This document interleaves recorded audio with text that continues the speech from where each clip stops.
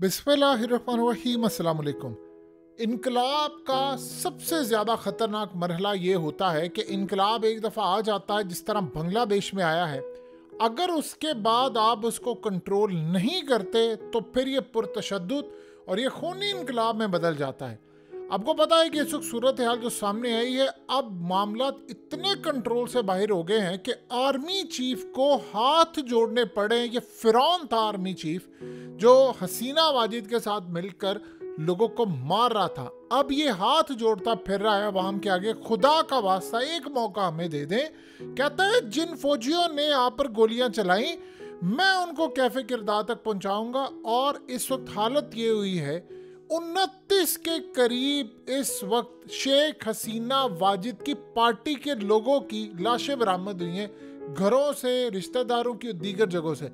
आप अंदाजा कर लें कि ये इस वक्त जो हालत हुई है, लोग इतने बिफरे हुए हैं, उन्होंने किसी चीज को नहीं देखा और उड़ा कर रख दिया सारी चीजों को। हालत ये हो चुकी है कि इस वक्त आर्मी चीफ को डॉक्टर मोहम्मद यूनुस, असल में डॉक्टर मोहम्मद यूनुस ये शख्स है जिसको इन स्टूडेंट्स ने ही नामजद किया है कि आप हैं हमारे लीडर। ये असल में शख्स को आर्मी चीफ ने हाथ जोड़कर कहा है कि यार आप इन स्टूडेंट्स को समझाएं, खुदा का वास्ता जो जैसा कहेंगे आप लोग करेंगे। आपने कहा पार्लियामेंट तहलील कर दी, हमने कर दी।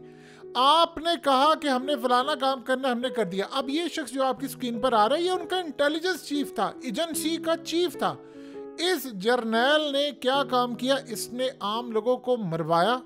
राइट हैंड था, ये भाग रहा था मुल्क से, इसको गिरफ्तार कर लिया और इसको भी मारने के लिए आए थे, इसको बचा लिया गया। इस वक्त ये जेल में है।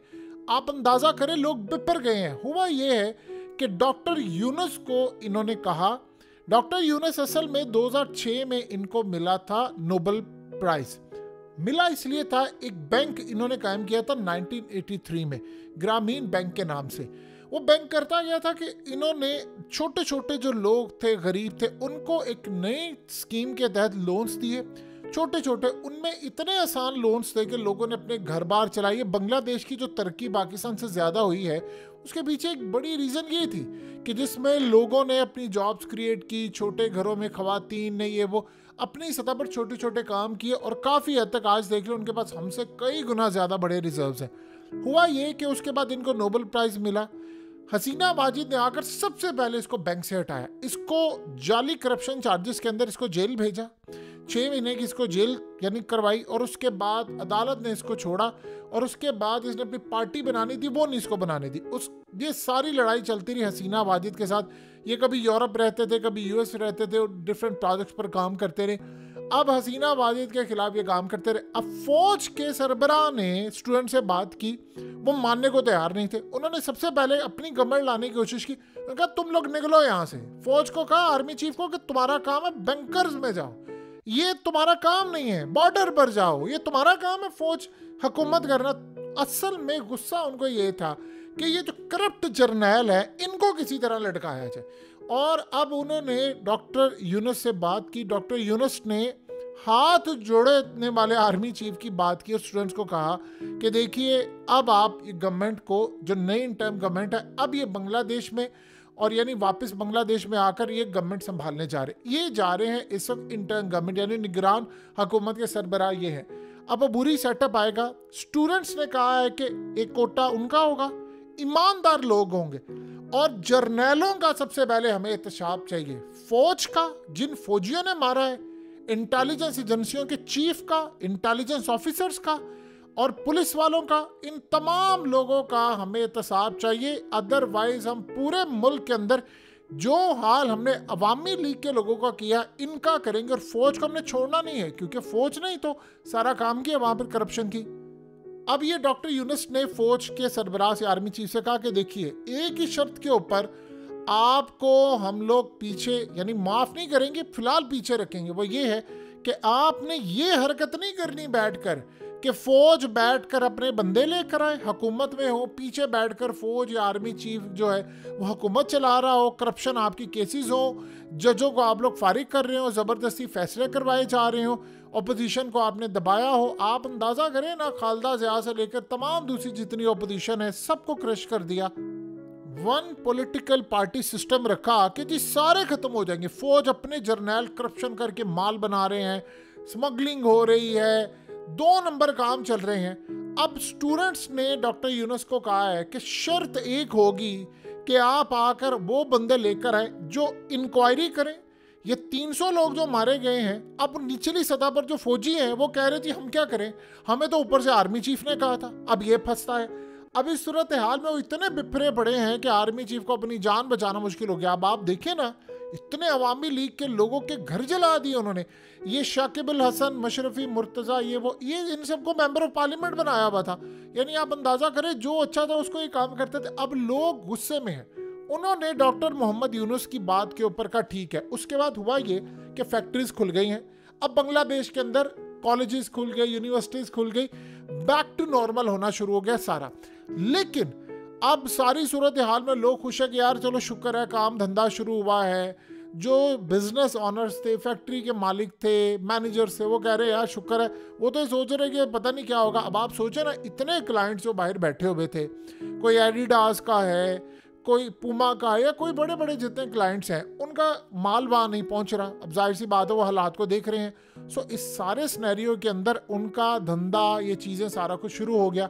लेकिन अब सीन यहाँ पर ये हुआ है कि जिन लोगों ने अवामी लीग के लोगों को मारा है, यानी हसीना वाजिद के तकरीबन समझ लें 29 लोगों को, इनमें मेंबर पार्लियामेंट समेत सबको मार दिया। उनकी लाशें बरामद हुई, जिस हालत में वो पहचानी भी नहीं जा सकती।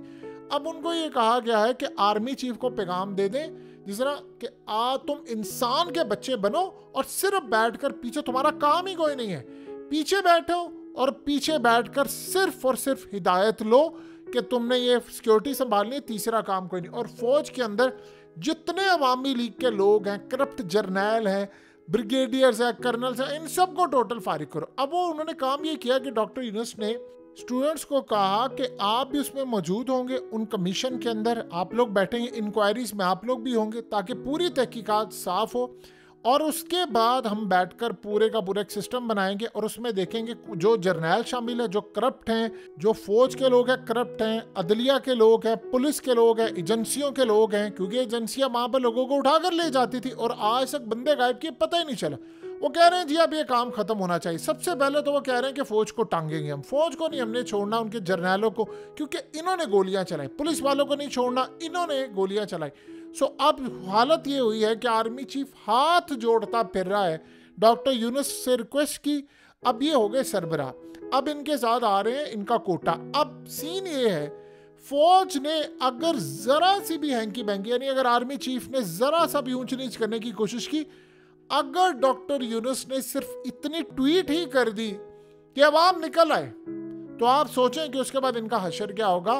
वो छोड़ेंगे नहीं इनको। ये स्टूडेंट्स कह रहे हैं कि हमने छोड़ना नहीं। अब ये जो इनकलाब आया है, इसके बाद हालात, यानी आप ये सोचिए आर्मी चीफ कर क्या रहा था। ये 2 दिन से कोशिश ये कर रहा था कि मेरी गवर्नमेंट आ जाए, कहता जी हम चलाएंगे, फलाना चलाएंगे निज़ाम, हमारी गवर्नमेंट होगी। वो स्टूडेंट्स क्या, यानी आप अंदाज़ा कर ले ना, उनको कोई जानता है। गरीब तरीन घर से बैठकर फेसबुक पर वीडियो बनाई, आर्मी चीफ की टांगे कांप गई वहां पर कि भाई, उसने कहा कि तू पीछे हट जा, हम बनाएंगे गवर्नमेंट, हम बताएंगे। उन्होंने कहा अच्छा फिर बताओ। उन्होंने कहा डॉक्टर यूनुस आएगा, इसको बाहर से लेकर आओ, ये बंदा आएगा, इसने यहाँ पर गुर्बत खत्म करने के लिए मामला रखा, अब ये बताएगा गवर्नमेंट के अंदर आकर, ये चलाएगा, फिर पॉलिटिकल पार्टी अपनी बनाएंगे। और अवामी लीग को तो उन्होंने बिल्कुल खत्म करने के लिए जा रहे, वो तो बिल्कुल फारिग हो जाएगी। सबसे बढ़कर बात ये है, ये स्टूडेंट्स अब अपनी पार्टी बनाएंगे और ये जो पार्टी इनकी होगी, जाहिर सी बात है वो इनकलाब बर्पा करेगी। ये 2 था, एक सीरीज तीसरी जीत जाएंगे। और हो सकता है हम अगला कोई बांग्लादेश का प्राइम मिनिस्टर या डॉक्टर यूनुस हो, इसके बाद ये हो जाए इनकी मिनिस्ट्रीज में वजीर दिफा, ये वो, क्योंकि अभी इनके पास तजर्बा नहीं है। लेकिन हो सकता है कोई आने वाले वक्त में 28-29 साल का प्राइम मिनिस्टर बांग्लादेश का देख लें, कोई 24 साल का देख लें। बहरहाल जो भी होने जा रहा है वो इनकलाब बर्पा है। अब इस सूरत हाल में फौज इतनी खौफजदा है, अब सारे ये घबरा रहे हैं। जाहिर सी बात है, पुलिस के वो कहते हैं जी हमें ऊपर वाले ने ऑर्डर दिया था, हमें ऊपर वाले ने, हर कोई ये कह रहा है। उन सब को अब इन्होंने कहा है कि हमने सजा देनी है। डॉक्टर यूनुस से कहा है कि आपने गारंटी हमें इस बात की देनी है कि आप साफ शफाफ इंक्वायरी करवाएंगे, हम सब वॉच कर रहे हैं, हमने मीडिया के ऊपर बताना है, सोशल मीडिया के ऊपर हमें इंफॉर्मेशन हो। अगर ऊंच नीच करने की कोशिश की, आप हमें बताएं, कौन ऊंची नीच कर रहा है? फौज कर रही है, पुलिस कर रही है, अदलिया कर रही है। आप नाम ले, उसके बाद हम जाने और ये लोग जाने। अब जब 29 लाशें बरामद हुई हैं तो सारे खौफजदा हैं, क्रिकेटर्स खौफजदा हैं। वो कह रहे हैं इनकी क्रिकेट का जनाजा भी निकालने वाली हसीना बाजी थी जिसने बेड़ा गर्क कर दी, इतनी अच्छी टीम बन गई थी और उनके साथ ये हाल किया। सो आप अंदाजा कर ले कि इस वक्त सिर्फ एक बंदा है जिसने इस खून खराबे को रोका, उसका नाम है डॉक्टर यूनुस, और वो 84 साल का है। और वो कह रहा है स्टूडेंट से कि देखो आपने काम बड़ा अच्छा किया है। आर्मी चीफ को उसने कहा कि बैरक में चला जा, पीछे हो जा तू। अगर तूने काम करने की कोशिश की, पीछे बैठकर मुल्क चलाएंगे तो इन स्टूडेंट ने तेरा अशर नशर कर देना। सो ये बांग्लादेश की सूरत हाल है। वो कहते हैं जी हमने पहले आज़ादी ली थी पाकिस्तान से, अब आज हम सही मानों में आज़ाद हुए। सो ये इस वक्त सूरत हाल है कि पूरी दुनिया के अंदर इससे सीखा जा रहा है कि कैसे मामला चलेंगे।